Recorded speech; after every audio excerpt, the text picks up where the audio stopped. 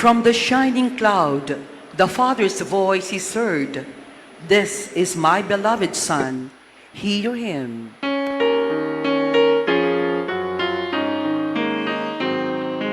Glory to you, Word of God, Lord Jesus Christ.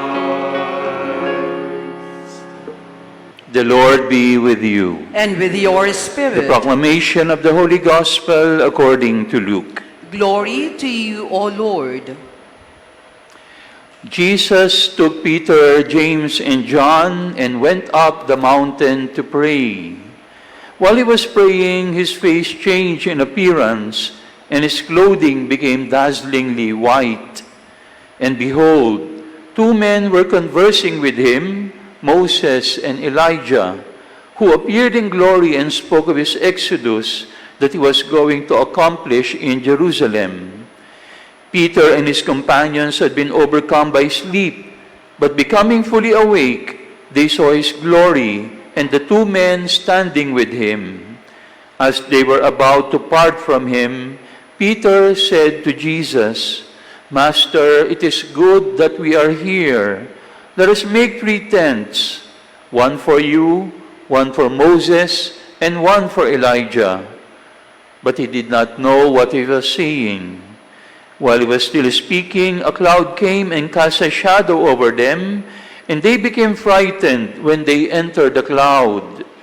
Then from the cloud came a voice that said, "This is my chosen Son, listen to him."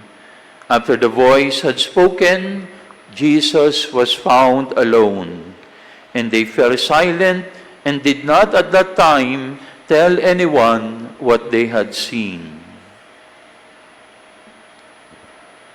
Brothers and sisters, the Gospel of the Lord. Praise to you, Lord Jesus Christ. Good morning to everyone. Magandang umaga po. We are very much in the season of Lent, panahon ng Kwaresma, and we are now on the second Sunday of Lent. We know that Lent is a special time in our liturgical calendar. As I mentioned I think on the first Sunday, the season of Lent is our annual spiritual check-up. We want to look at the shape of our spiritual life. And every second Sunday of Lent, we hear the account of the transfiguration of Jesus. What happened in the transfiguration? Jesus went up the mountain, and while he was praying, his appearance changed. Jesus showed the disciples a glimpse of his divinity in order to encourage them. Remember that in chapter 8, our gospel is chapter 9 of Luke. In chapter 8, Jesus predicted that he is going to suffer and die.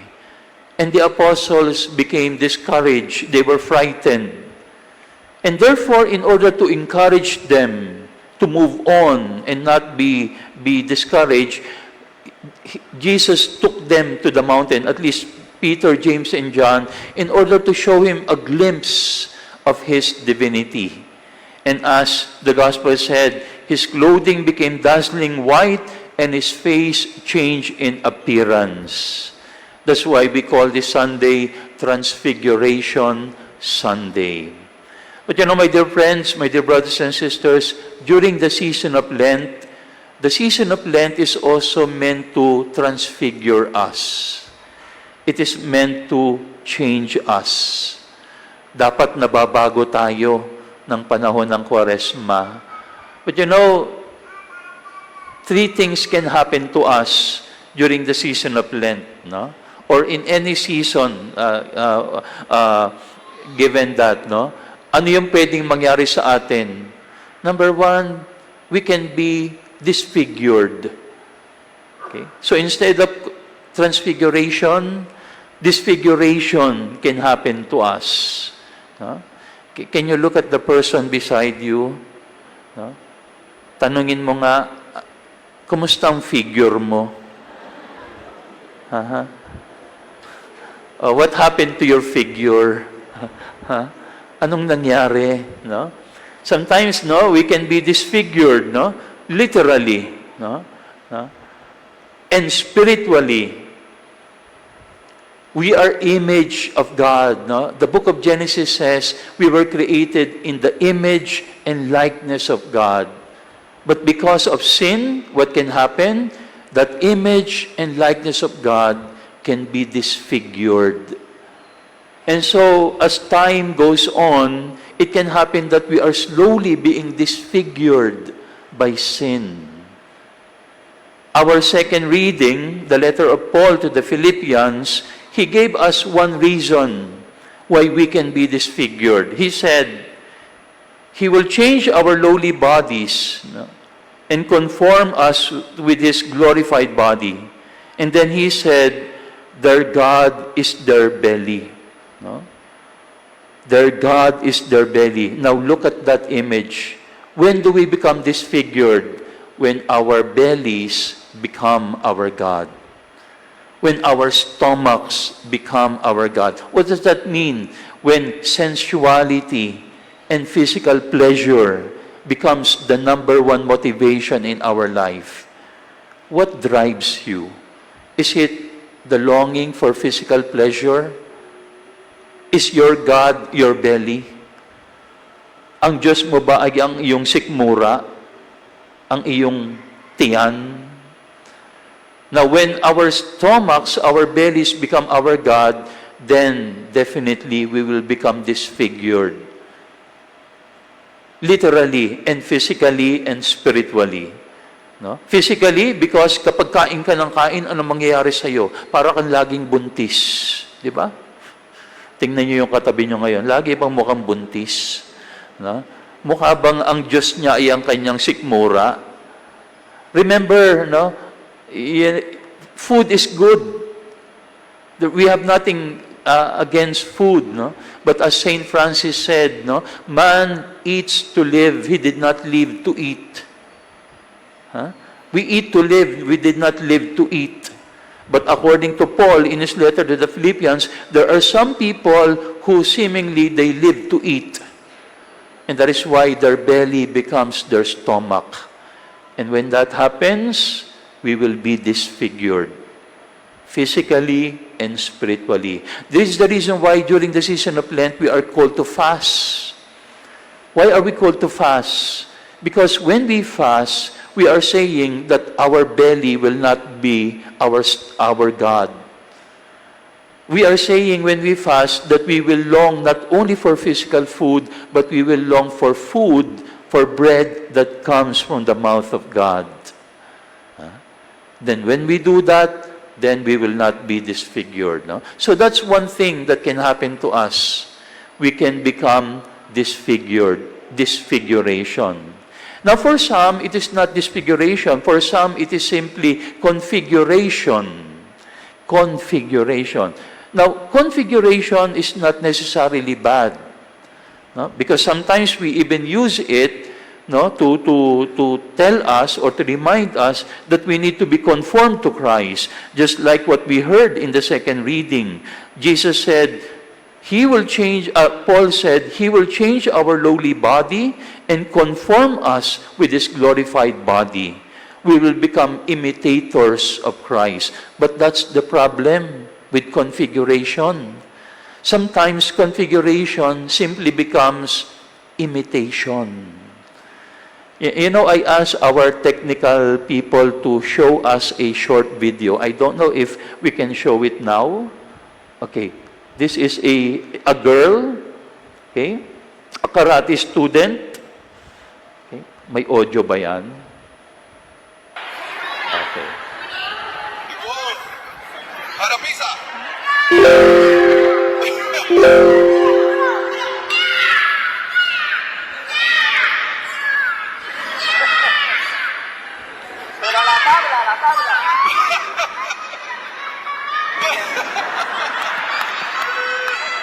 Okay, I think we can end the video now. No? Now, what did we see in the video?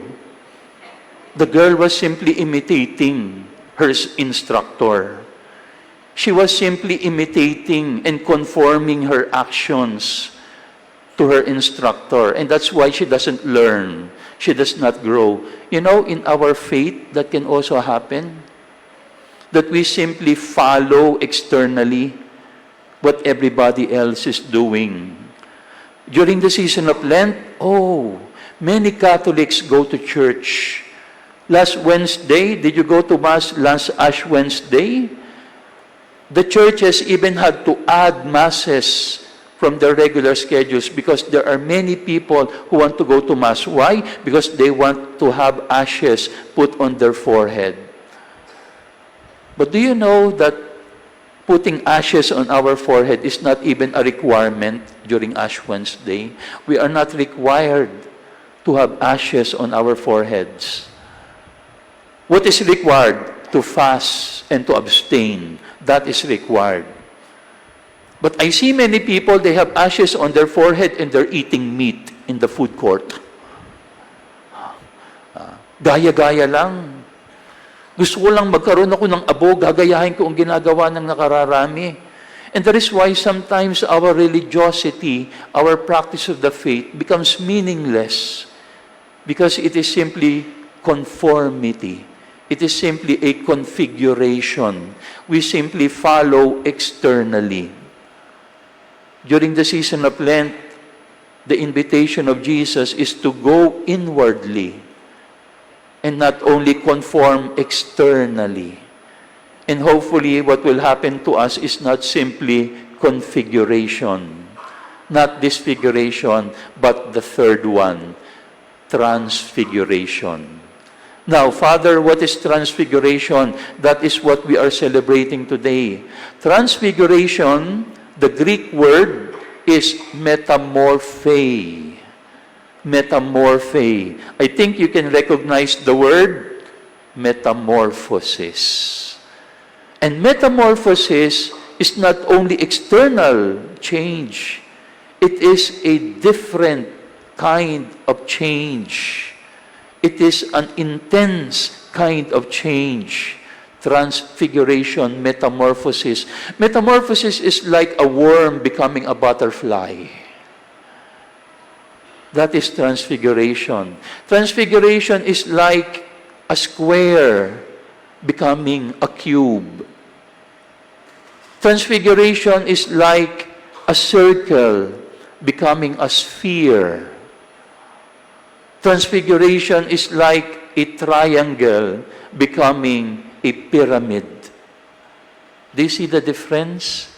Transfiguration is being changed into a higher form of existence. And that is what should happen to us during the season of Lent. Just like what happened to Jesus, we will be transfigured. Now, the more important question, how are we going to be transfigured? Number one, by prayer. Prayer will transfigure us. In the Gospel, it says, Jesus took Peter, James, and John up to the mountain. Why? For sightseeing? In order that they may be cooler up there in the mountain? No. It says, in order to pray.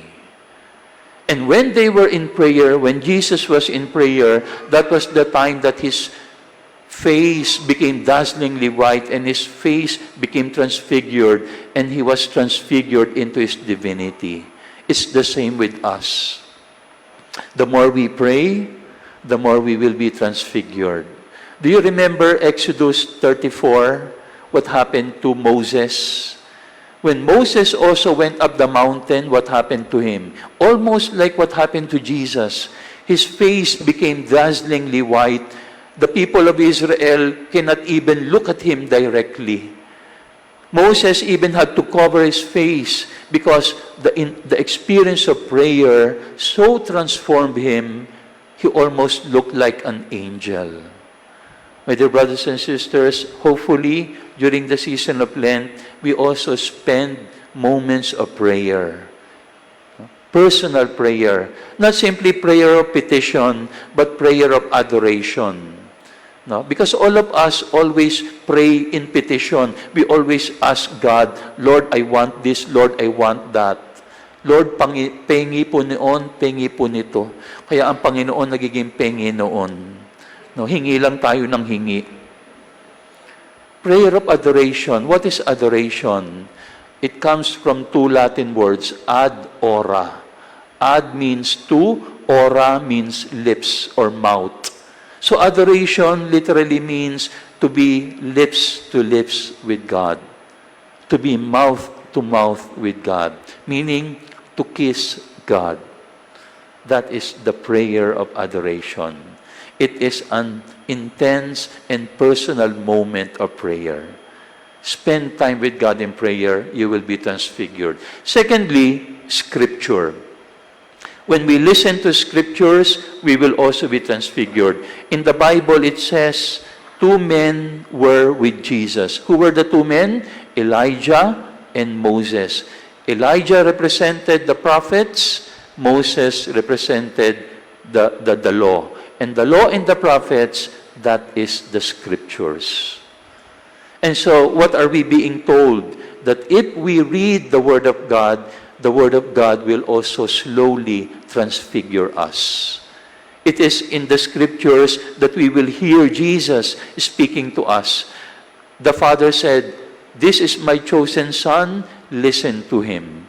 And when do we listen to Jesus? Whenever we read the Scriptures. So prayer, Scriptures, and then lastly, the Eucharist. Elijah is with Jesus. In 1 Kings chapter 19, Elijah became depressed. He was running away from Queen Jezebel, who wanted to kill him.